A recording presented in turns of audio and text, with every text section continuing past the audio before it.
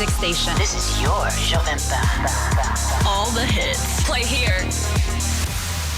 E hoje é quinta-feira, então hoje é dia da gente falar do quê? Vamos falar de saúde. É isso mesmo, falando de saúde aqui na Jovem Pan. E a doutora Natália Rezende já está chegando por aqui. Natália, bom dia, tudo bem? Bom dia, chegamos, né, Chegamos, é sempre bom. Bom dia. Não podemos Senão esquecer. ela fica com ciúmes. Doutora Natália e Heloísa já presentes aqui para o nosso Falando de Saúde. Ô Natália, hoje a gente tem um tema bem interessante para conversar com a galera, né? Que é exatamente essa questão das alergias geradas pelos pets. Hoje, exatamente, mais do que nunca, a turma tem pets de todos os tipos, variedades, tamanhos, cores. E aí tem a questão da alergia que pode sim estar ligada justamente aos pets, né? Com Sobre certeza. isso que a gente vai falar hoje. Já posso começar com uma pergunta? Nossa audiência tá ligada. O Arthur Araújo, ele mandou essa pergunta pra gente e é você que vai responder. Ele mandou pra gente, mas você responde, Natália. Ai, meu Deus. Eu não sei de nada disso. Qual é o pior tipo? Ele colocou até pior aqui entre aspas, né? Qual é o pior tipo de pet quando a gente fala de alergia? Os que têm pelos longos ou os que têm pelos curtos? Ou essa questão do pelo não tem nada a ver com a alergia em si? E aí, Natália? E aí, né? Olha só que pergunta bacana. Obrigada, Arthur, pela sua pergunta. Não existe, cientificamente comprovado, uma raça de cachorro mais alergênica que dê mais alergia do que outras, tá? Entendi. Isso deve vir aí com o avanço da medicina. A gente entender que para pessoa X, o cachorro tal pode dar mais alergia que o Y, assim como os ácaros, né? Hoje a gente já sabe que o ácaro tipo A dá mais alergia para o João do que o ácaro tipo B. A gente provavelmente vai caminhar para esse tipo de descobertas no futuro, mas hoje não existe nenhum cachorro que é mais alergênico do que outro, apesar de, na prática, as pessoas, né, no consultório me falarem bastante: doutora, mas meu nariz fica horrível quando eu vou na minha mãe e é o cachorro X, e com a minha irmã, que é o cachorro Y, não. Isso é algo interessante. E é uma situação que a pessoa está sentindo, né? Então Exato. É um fator importante para se avaliar, né? Mas tem mais a ver com a pessoa, sim, né? Sim. Não tem a ver com o maltês dar mais alergia que o husky. Tecnicamente falando, a gente ainda não tem condição ainda, né? Porque do jeito que o negócio caminha, daqui a pouco com inteligência artificial, não, porque se o pelo tiver 1,5 centímetro, daqui a pouco a gente chega nisso, né? Exato. Mas por enquanto não, né? Exato. E eu acho que o que a gente vai descobrir é que tem a ver com o ser humano, como ele reage a determinados raças e tudo mais, né? E não muito. O maltês vai ser não é culpa dele, digamos assim. Eu acredito que caminhe para esse lado, né? Tô usando o maltês aqui, coitadinho, mas só porque eu lembrei dele agora. É só um exemplo. É só um exemplo, né? Eles são muito fofos. E pelo longo e pelo curto também não importa muito, tá? Por quê? O pelo longo, ele acumula mais ácaros no pelinho. Então, normalmente as pessoas alérgicas, o grande vilão da alergia, muitas vezes nem são os animais, os pets.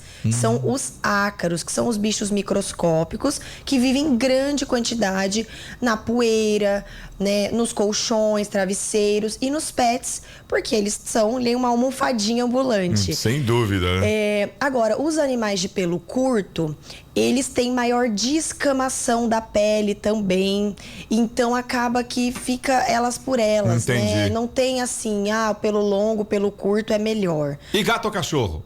Então... Agora eu peguei, né?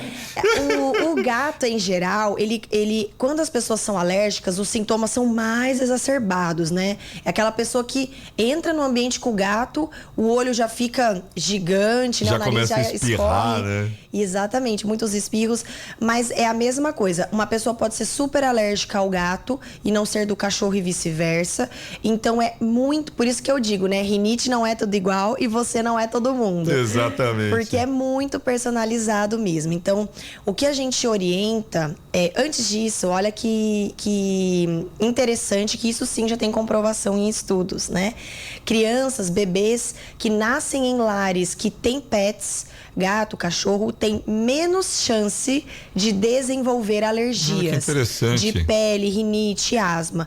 Porque é como se aquela criança já fosse habituada a lidar com aqueles micro-organismos, aquele ambiente ambiente desde o início de vida. Meio que assim, o próprio organismo já se adapta àquela Sim. situação, como é uma coisa que ele, desde que nasceu, né? Ele está vivendo naquele ambiente, o organismo já assimila aquilo como uma condição normal, né? Vamos dizer assim, né? Exatamente. E isso é diferente de pegar uma criança ou um adulto que já tem várias alergias estabelecidas, muita rinite ao ácaro, por exemplo, e comprar um cachorrinho ou adotar um gatinho, um cachorrinho e colocar em casa, porque aí sim os sintomas de alergia podem piorar. Tá. Porque aquela alergia já foi estabelecida por Ela já outros... existe. Exato. Tá. Então, é muito importante, principalmente tratando-se de um ser vivo, que a gente faça escolhas conscientes, né? Porque a gente hoje tem opções de tratamento, de como conviver com eles em harmonia, né? Que eu acho que é muito legal a gente falar aqui hoje, para que a gente nunca pratique o abandono de animais. Nem pensar, né? Porque né? isso, infelizmente, acontece. É. Ai, não pensamos direito, pegamos esse animal e as nossas alergias afloraram aqui em casa. E agora, né? É um ser que, independente de ser gato, cachorro, passarinho, não tem sentido nenhum isso. Sem Então, dúvida, sem realmente, dúvida. se tem algum tipo de dúvida, divida com um profissional de saúde, né? Então, eu acho que isso é importante. E de preferência antes de pegar o bichinho, né, Natália? Claro, com certeza. Principalmente se você já identificou que você tem uma alergia. Não, eu sou uma pessoa que tem algum tipo de rinite, algum tipo de alergia. Ah, mas eu quero um bichinho, eu quero um bichinho. Tá, mas antes se prepara. Porque Sim. a gente até brinca, né? Pet não é igual a bonequinha ou qualquer outro tipo eletrônico Não, que você cansou, só parece. bota lá dentro da gaveta e esquece lá. Não, a gente tá falando de um companheiro que vai viver, que vai te acompanhar durante muitos anos. É um ser Exatamente. vivo e como tal merece toda a atenção, todo o carinho e todo o cuidado. Então pensa antes de pegar, porque é uma Exato. escolha sua, né? Sim, com Esse é o ponto de certeza. partida. Natália, a gente estava falando sobre a questão das crianças, a gente recebeu várias perguntas Ai, aqui, que ó. legal. Nossa audiência tá com a corda toda, Eles viu? participam muito. E a gente estava falando, você estava conversando aí justamente sobre a questão das crianças. E uma das perguntas que a gente respondeu é exatamente dentro desse tema. As crianças, elas são mais propensas a desenvolver alergias a animais de estimação. Uma parte eu já entendi. Se de repente ela já nasce, já tem lá um gatinho, um cachorrinho, ok, a possibilidade é menor, né? Pode ser Mas que as seja crianças menor. dentro de um ambiente que chega um pet depois, elas são mais propensas do que um adulto ou não? Em geral, as alergias, a história da doença alérgica, ela se inicia na infância, não só por rinite, mas também a asma, a dermatite, né, que é a alergia na pele, conjuntivite, que é a coceira intensa dos olhos. Então, em geral, essa doença se manifesta desde a infância, tá? As alergias, elas podem aparecer em qualquer fase da nossa vida, tá? Certo. Até no idoso. Mas é mais difícil. A maior parte das pessoas que tem genética para ter alergia e são expostas a um ambiente que tem ali o vilão para elas, entre aspas, que normalmente são os ácaros, os animais, os pólens, o mundo, né? Só isso. Só isso, o mundo. A gente tem sim a chance. Então, não é que a criança ela é mais propensa em si, mas é porque a história da alergia é se manifestar já desde a infância. Desde a infância, entendi. Então, em geral, são pacientes que, quando adultos, chegam para mim. Ah, doutor, eu sou assim desde sempre. Né? Essa é uma frase clássica. O desde sempre é porque é isso. Já começou desde a infância e é o esperado para aquela doença alérgica. Certo. E aí, essa questão a gente já conversou em outros momentos, mas tem um outro ouvinte que perguntou aqui sobre os sintomas de alergia a animais, se eles podem ser tratados. E sim, Olha que né? interessante. Podem ser tratados, né? Eles podem não ser dá para tratados. curar, né, Natália? Mas dá para diminuir bem a situação, né? Exato, né? Falar de curar a doença alérgica, a rinite alérgica, é a mesma coisa que falar, eu me curei do diabetes, eu me curei da pressão alta.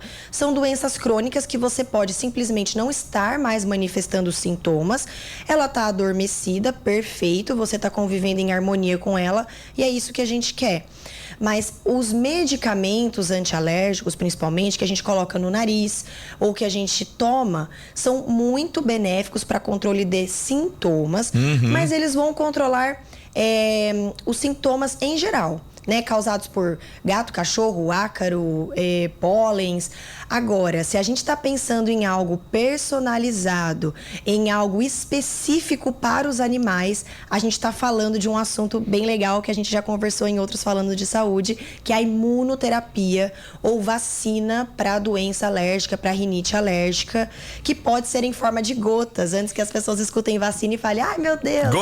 Gotinhas. Gotinhas. E é bem legal porque ali dentro daquele frasco, que é personalizado pelo médico especialista nesse assunto, vão ter extratos de gato, de cachorro, de ácaro, a depender de qual é a alergia daquela pessoa. E aí sim, ela vai deixar ao longo do tempo de manifestar sintomas quando entrar em contato com os animais. Certo. Então é uma alternativa maravilhosa para quem gosta de animais de estimação, tanto crianças quanto adultos e idosos, e querem conviver com os pets em harmonia. Tipo, uma pessoa tem alergia a gato, por exemplo, mas ela gosta do eu gatinho. Tenho pacientes exatamente assim. Né? E fala, não, mas eu quero ter um gatinho. Aí, Sim. com a imunoterapia, você meio que assim, você ensina o seu corpo a falar, olha, gatinho, tudo bem, pode ter, que não vai te dar alergia, você não vai ficar espirrando que nem um maluco. Perfeito. Gostei dessa, Eloy, eu vou te colocar lá no consultório pra você explicar. E você tá... Não, eu tento, Você dominou. Eu fico aqui prestando atenção. A doutora Natália sabe do assunto, eu fico aqui só prestando atenção, viu? Isso aí. Ô, Natália, papo legal, viu? Pena que o nosso tempo é super curto, né? Ah, então, esse assunto é tão legal. Mas é o seguinte, a gente pode voltar a falar sobre esse assunto num próximo sim. Falando de Saúde. E se você aí que tá acompanhando a Jovem Pan ficou com alguma dúvida que a gente não respondeu, quer dizer, a gente, vírgula, né? Que a Natália não respondeu, eu só dou palpite aqui, né? Pode mandar mensagem, o Insta da Natália, @Natália Rezende Otorrino, você pode mandar mensagem direto lá no inbox pra ela. E lembrando sempre que Natália não tem H, né? Natália Rezende Otorrino, Rezende com Z de Zulu. Ou então você pode mandar mensagem pro nosso WhatsApp também, que é o 12997077791. E aí, na quinta-feira que vem, a Natália tá de volta aqui e a gente vai falar de saúde mais uma vez. Com certeza. Natália e Elô, por favor, né, seu Isso. Eloy? Vai esquecer, não. Não, ela Natália já se considera do Falando de Saúde. Já faz parte, já é nossa coadjuvante aqui, né, Natália? Com certeza. Legal, Natália, brigadão mesmo, Eu um que ótimo final de agradeço. semana pra você e pra Elô. E aí, na quinta-feira que vem, a gente fala de saúde mais uma vez. Com um convidado especial, hein? Opa! Isso você não tinha me contado! Vamos manter o tema crianças também Ah, e que vai ser legal. muito especial. Ah. Chega de spoiler. Chega de spoiler. Acho que sim, Você vai né? deixar eu no vácuo mesmo, Natália? Depois eu te conto quando você... Em off? Isso, em off. Ah, eu gostei. Ó, vou deixar você aí no vácuo agora, tá bom? Então tá bom, Natália, valeu mesmo, viu? Até semana que vem Um beijo. com convidado. Ó, que legal.